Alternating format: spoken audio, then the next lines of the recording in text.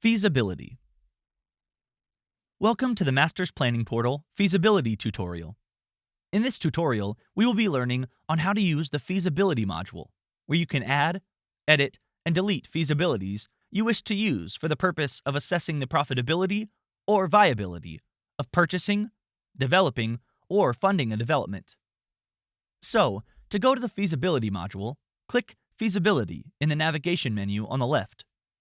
It will display the options of Feasibility and Quick Feasibility. We will start with Quick Feasibility. First, press the button on the top right of the screen, Add Quick Feasibility. This will pop up a new form for you to fill. Select an address from your booked-in client's addresses and search for it if the list is too long. You will then need to fill out your gross floor area details.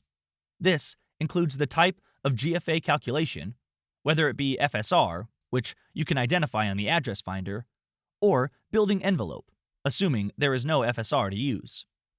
We will pick FSR for this, as the property has one. We will populate the field with the ratio and provide an efficiency rate of 95%. This is for an apartment project, and you must allow at least 5% efficiency for lift, stairs, and fire escape services. Your total land size in square meters will automatically populate and multiply against the FSR ratio to give you your total GFA. The total number of units will be projected, and you may use this as a guide. But realistically, how many units you put in your development depends on the size of each unit you wish to develop and sell. For now, we will put the projected amount. In the next tab, there is a breakdown of your gross floor area calculation per unit to develop. Our dwelling type for this is apartments. We will be doing the projected amount. If the total GFA shows up red, you've exceeded your total buildable area and must either reduce the amount of apartments you are proposing to build or the size of each apartment until the red number becomes a positive, black text number. You can then populate your ex-GST build price per unit you build. For a rough guide, we will put $250,000 per unit, based of a 100 square meters, 2-bedroom, 2-bathroom build. We will then populate our sales per unit field. This amount is based off research you can conduct through the address finder on real estate sites. You can also call up a realtor for more information. For tutorial purposes, we will put $500,000 per unit sold. You must then populate the contribution cost per unit, which can be found on council documents, which should also be in the Address Finder tab information as well. For tutorial purposes, we shall put $20,000 per unit. As you can see, this quick feasibility has shown a pretty large profit percentage and seems like a good project to consider undertaking. Make sure to save before you close the tab. You will also see Quick Feasibility and Finance Calculator tabs.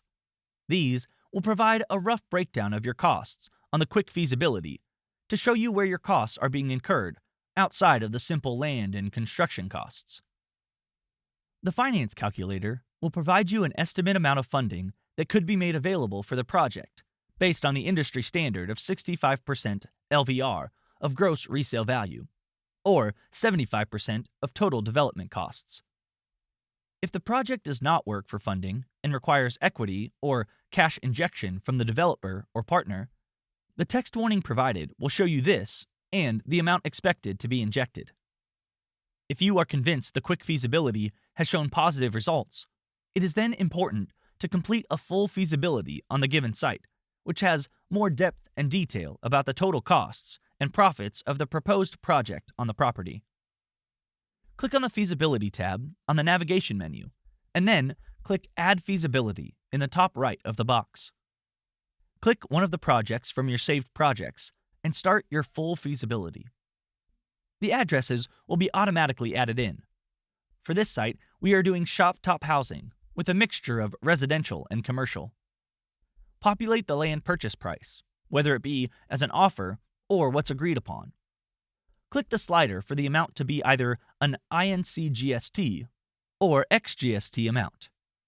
We will use INC-GST and plug in the figures. We will then put a projected project start date based on whether the project will start with land acquisition inclusive or just the construction start date. We will do a total construction duration of 8 months.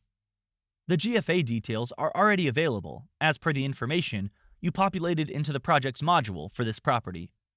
You will now have to break up your GFA into the dwelling types.